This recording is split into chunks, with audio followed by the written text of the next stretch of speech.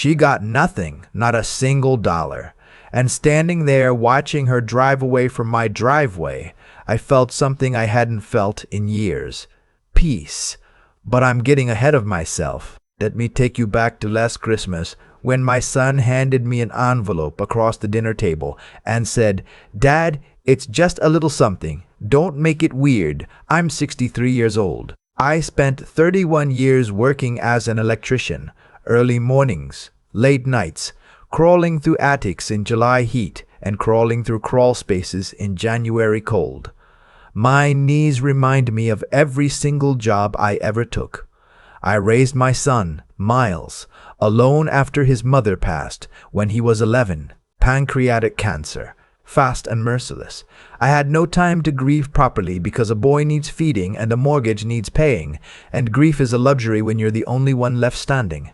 I did everything right. I kept the lights on. I made his lunches. I drove him to soccer practice and sat in the cold bleachers even when I'd worked a 12-hour shift.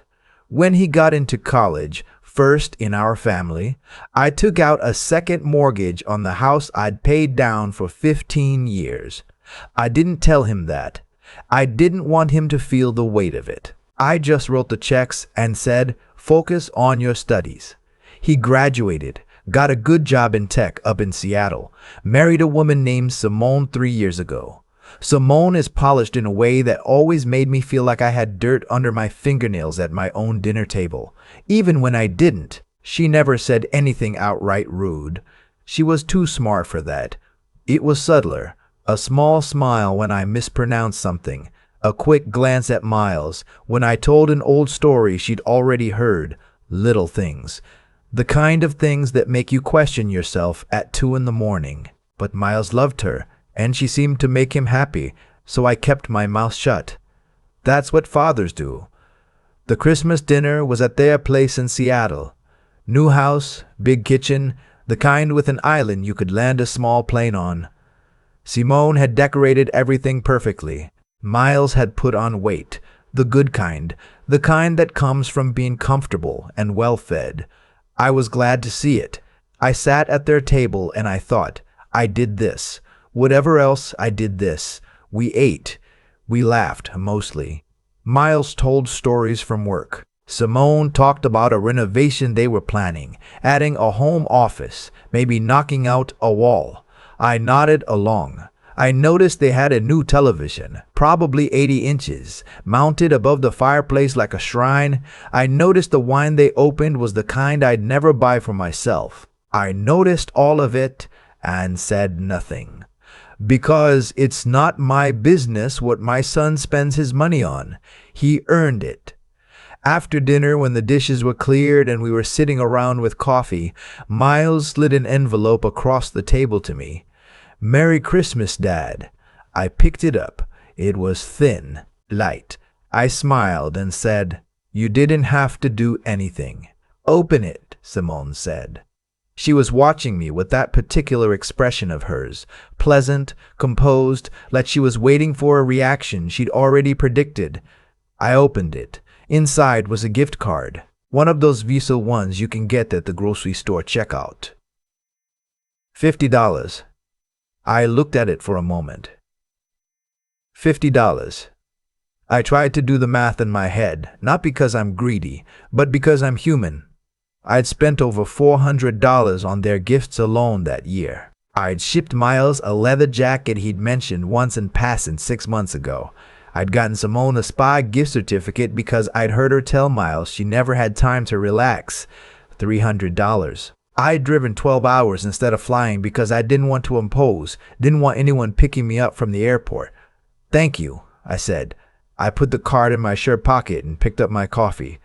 Miles looked relieved, like he'd been holding his breath. Later that night, I was lying in their guest room, which was really a home office with a pull-out couch, and I stared at the ceiling and I thought about the second mortgage.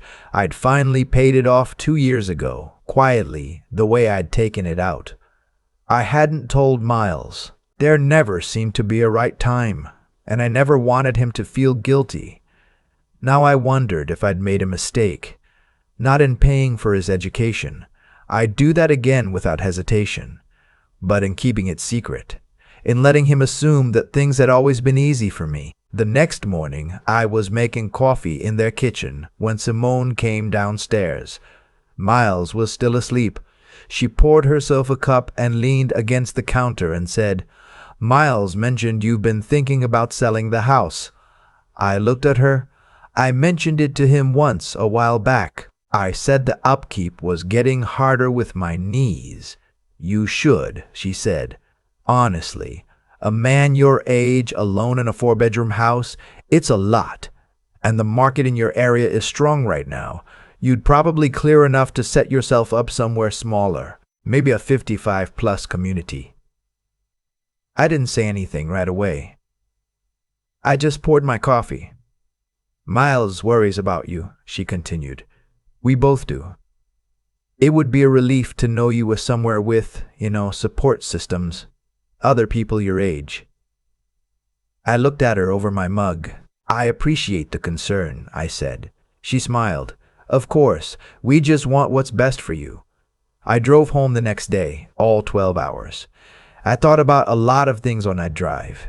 About what's best for you sounds like when somebody else is saying it about your own life. About the fact that my house, the one I'd bought when Miles was 3 years old, the one I'd refinanced to pay for his future, the one his mother had planted roses in front of. Apparently, it was time for me to hand that chapter over too. I didn't sell the house. What I did do a few weeks after Christmas was something I almost never do. I stopped at a gas station on my way home from a doctor's appointment. Just a routine checkup. My cardiologist likes to see me every 6 months. And on a whim, I bought a scratch ticket, one of the big holiday ones, the $10 kind with the gold foil. I hadn't bought a lottery ticket in probably 15 years. I don't even know what made me do it. Boredom, maybe. The particular restlessness of a man who's been driving alone too long. I put it in my coat pocket and forgot about it. It sat there for 9 days. I found it when I was going through my coat to take it to the dry cleaner. I almost threw it out. Instead, I set it on the kitchen counter, found a quarter in the junk drawer, and scratched it standing up, still in my coat, like I was going to leave any second. The first number matched. Then the second, I slowed down. My hand was steadier than I expected. Third number, fourth. I had to read it 3 times. Then I sat down on the kitchen floor because my legs stopped working. The ticket was worth $800,000. I'm not a man who cries easily. I've only cried 3 times as an adult that I can count. When my wife was diagnosed, when she died, and when Miles walked across that graduation stage. I sat on my kitchen floor for a long time, not crying, just sitting, listening to the refrigerator hum. I called my buddy Raymond first. We'd worked together for 20 years before he retired. Raymond is the kind of man who doesn't make a big deal out of things, which is exactly what I needed. He came over, looked at the ticket, drove me to verify it at a lottery retailer, and then sat with me at my kitchen table while we both drank decaf and didn't say much. "You going to call Miles?" he finally asked. "Eventually," I said. "Not tonight, though." "No, not tonight. Raymond is a wise man." I hired a financial advisor before I said a word to anyone else. A woman named Miss Adkins, who came recommended by my attorney. She was direct and no nonsense, the kind of person I instinctively trusted. She walked me through the lump sum versus annuity question. I took the lump sum, and she helped me structure things so that the money was protected before a single person outside of her, my attorney, and Raymond knew it existed. The lottery commission in my state allowed winners to claim through a trust, which meant my name didn't have to go on a public list. I set that up carefully. I am a private man. I've always been a private man. For 6 weeks, I said nothing to Miles. I went about my life. I still drove my same truck. I still made my own coffee. I let the money sit and breathe while I thought about what I actually wanted. What I found slowly was that I didn't want very much. I wanted to fix the roof properly instead of patching it every spring.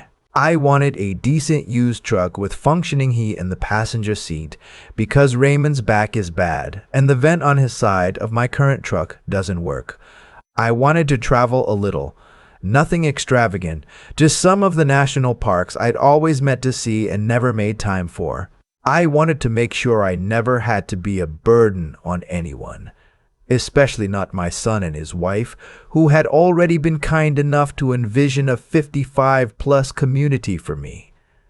The call from Miles came on a Tuesday afternoon in March. He called my cell instead of the house phone, which he almost never did. "Hey, Dad." He sounded strange. "Careful. Miles, everything okay?" Yeah. Listen, I wanted to talk to you about something." A pause. "Simone and I have been looking at some investment properties. Up here in Seattle, you know how the market is. There's a really solid opportunity, but the timing is tight and we're a little short on the down payment." I waited. "I was wondering if you might be able to help us out. Just a loan. We'd pay you back within a year, maybe 18 months tops. It would be about $40,000. The second mortgage I'd taken out for his college had been $38,000. "How short is a little short?" I asked. "$40,000 would cover it. Maybe 45 to have some cushion." "That's not a little short, Miles. Dad." His voice shifted slightly. "You got the equity in the house. You said yourself the market's good right now. We're not asking you to sell it just to do a HELOC or something. It's a good investment." Simone's done all the research. I thought about the kitchen floor, the refrigerator humming. The 9 days that ticket sat in my pocket. "I don't think I can do that," I said. Silence. Then, "Can't or won't, both," I said. "But let's call it can't if that's easier." He didn't call again for 2 weeks. When he did call, Simone was on the line too. It was a conference call, which felt like being called into HR. They explained the investment again in more detail. They mentioned that I was 63 and at some point the house was going to come to Miles anyway, and this was just accessing value that would naturally transition in the future. Simone said that phrase, "naturally transition," and I had to press my hand flat on my knee to stay quiet. "I understand what you're saying," I said when they finished. "My answer is still no." "Dad." Miles' voice was strained. "We're not asking for a gift. It's a loan. I know what it is. Why won't you just help us?" And there it was. After everything. After 30 years of early mornings and crawl spaces and skipped vacations and a second mortgage I never mentioned, why won't you just help us? "I have helped you," I said quietly. "I helped you for 30 years. I think I fulfilled my obligations, Miles." "Your obligations?" He sounded genuinely shocked, like the word was foreign. "Yes." He hung up. That night I told Raymond about the call. We were at his kitchen table this time, eating the chili his wife Donna makes that I've been eating for 30 years. Raymond listened without interrupting. When I finished, he said, "You're going to have to tell him at some point." "I know," I said, "but not yet." The post on social media appeared 3 days later. Simone had written it. I wouldn't have known about it except that my neighbor's daughter, who follows Miles on Instagram, mentioned it to my neighbor who mentioned it to me. I found it and read it on my phone, standing in my garage. It was carefully worded. No names, technically, but anyone who knew our family would have known. It talked about aging parents who hold on to resources out of fear or spite instead of trusting their children to steward family wealth responsibly. It talked about how hard it was to watch parents cling to a house that's too big for them when their children were trying to build futures. It got 200-something likes. Several people commented with broken heart emojis and phrases like, "This is so real," and some people never let go. I read it twice. Then I put my phone in my pocket and went inside and made dinner. What Simone didn't know, what Miles didn't know, was that 3 days before that post went up, I'd had a conversation with my attorney and Ms. Atkins, and we had made certain decisions about the estate. decisions I'd been thinking about carefully for several weeks. I called Miles the following Sunday. He answered, which surprised me a little. "I want to have dinner," I said. "Just the two of us. I'll drive up." He agreed. I think he thought I was coming to give him the money. We met at a restaurant he liked, a steakhouse near his office. I got there first and ordered water and waited. He walked in looking tired and a little wary, and when he sat down he said, "Dad," in that way that meant he had a speech prepared. "Let me go first," I said. He stopped. "I'm going to tell you some things, and I'd like you to just listen until I'm finished. Can you do that?" He nodded slowly. I told him about the scratch ticket. I told him about sitting on the kitchen floor. I told him about Raymond coming over and the financial advisor and the attorney and the trust. I told him the number. I watched his face while I did. The confusion, then the dawning, then something I can only describe as a kind of vertigo. $800,000, he repeated. "Yes, and you didn't tell me." "No." He sat back. "Why?" "Because I wanted to think clearly before I made any decisions, and I wanted to see what would happen if I said no to the 40,000 without explaining why." He was quiet for a long moment. "That's not fair, Dad." "Maybe not," I said, "but neither is a social media post about aging parents clinging to resources." His face changed. He opened his mouth and closed it again. "I know about it, Miles. I read it." He looked down at the table. "That was Simone's idea. I told her not to." "Did you ask her to take it down?" Silence. "That tells me what I need to know," I said. I wasn't angry. That surprised me. I'd expected to be angry, had braced for it on the drive up. But sitting there across from my son, I mostly felt tired and a little sad. "I'm not here to punish you. I'm here because you're my son, and I love you, and I think we need to be honest with each other." "Okay," he said. His voice was quieter now. "I paid for your college with a second mortgage on the house." "I never told you that. I paid it off 2 years ago." "I'm telling you now." He stared at me. "I'm not telling you so you'll feel guilty. I'm telling you so you understand that when you said, 'I've never helped you,' when Simone implied that I was clinging to something that should naturally transition, there's a history there that you apparently don't have the full picture of." He put his head in his hands. Not dramatic, not performative, just a man absorbing something that was too heavy to hold upright. We sat there a while. The waiter came and we ordered, more out of habit than hunger. "What are you going to do with the money?" he finally asked. "I've already done most of it," I said. "I fixed the roof. I bought a different truck. I set up a fund that will cover my medical expenses and long-term care if I need it, so I won't be a burden to anyone." I paused. "I also set up a college fund for any grandchildren I might eventually have. That's in a trust. It goes directly to them when the time comes. Not through you, directly to them." He looked up. "And the house," I said. "I've updated my will. When I die, the house goes to a veterans housing nonprofit I've been involved with for years. I volunteered there on weekends for a long time before my knees got bad. They do good work." Miles was very still. "I'm not disinheriting you out of spite," I said.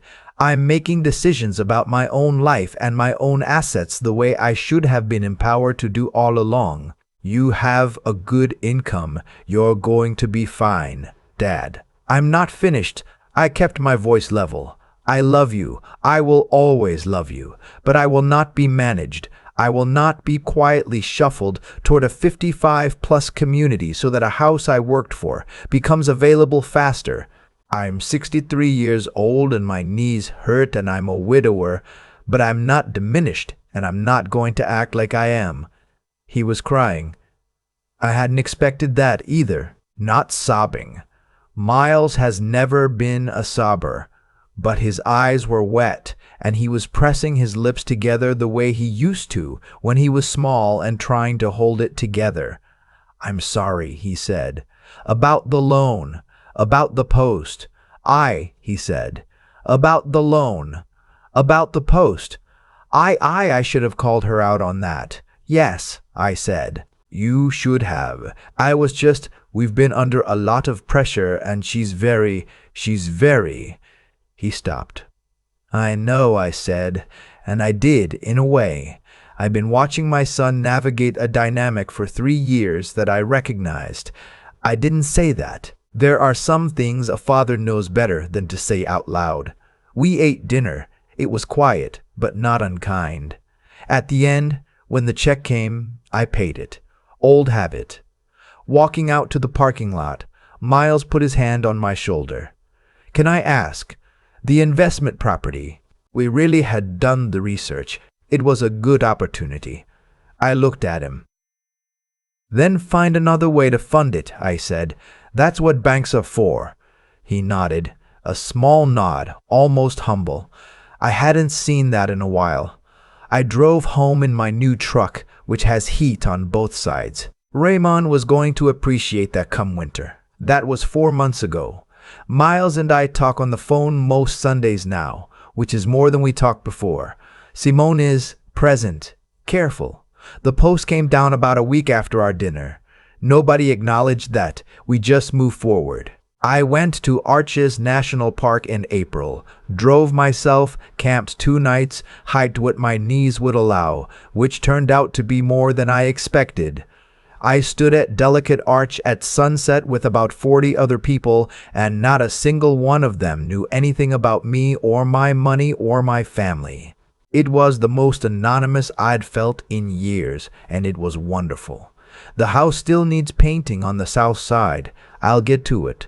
The roses my wife planted are coming back this year, stronger than they've been in a long time. I don't know exactly what that means, but I stood at the kitchen window the other morning with my coffee and looked at them and thought that some things come back to themselves when you stop interfering.